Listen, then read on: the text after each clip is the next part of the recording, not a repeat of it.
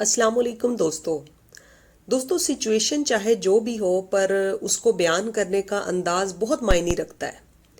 اسی سلسلے میں آج میں آپ کو ایک چھوٹی سی سٹوری سناتی ہوں اور یہ سٹوری بڑی توجہ سے سنیے گا. آپ کو سٹوری سنتے ہی پتہ لگ جائے گا کہ میں کیا کہنا چاہ رہی ہوں. دو عورتیں تھیں جو کہ دوست بھی تھی. وہ ایک آفس میں کام کرتی تھی.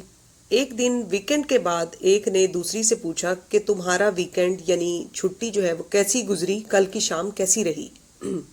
دوسری عورت نے جواب دیا، میری کل کی شام بہت ہی بکواس اور بورنگ تھی. میں نے گھر کی صفائی کی، شام میں کھانا بنایا، پھر میرے شوہر گھر آئے، ہم نے کھانا کھایا اور سو گئے. خیر، پہلی والی نے پھر دوسری سے پوچھا کہ تم سناؤ تمہاری کل کی شام کیسی رہی. دوسری عورت نے جواب دیا کہ میری تو کل کی شام بہت ہی اچھی رہی، بہت ہی زبردست.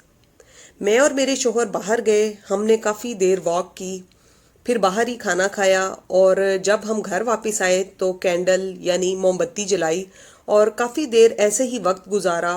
سب کچھ لگ رہا تھا جیسے بدل ہی گیا ہو. پھر ہم کافی دیر باتیں کرتے رہے اور سو گئے.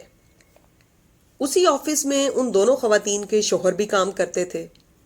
ایک نے دوسری کے شوہر سے پوچھا کہ تمہارا ویکنڈ یعنی تمہارا ہفتہ جو ہے وہ چھٹی کیسی رہی، تمہاری کل کی شام کیسی گزری.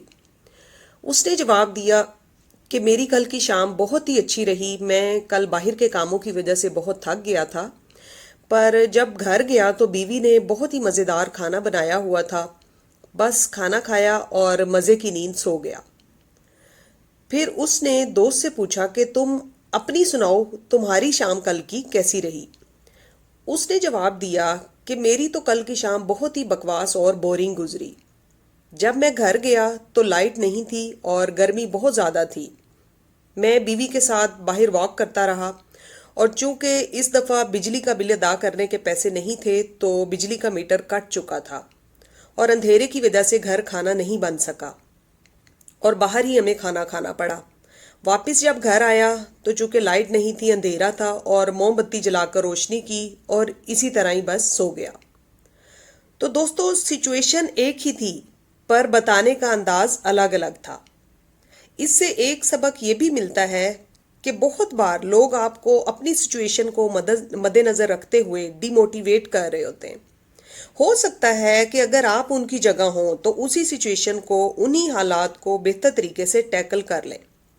لہٰذا کبھی بھی کسی کی کہی ہوئی بات کی وجہ سے ڈی موٹیویٹ نہ ہو، حالات کو مثبت نظریے سے دیکھیں.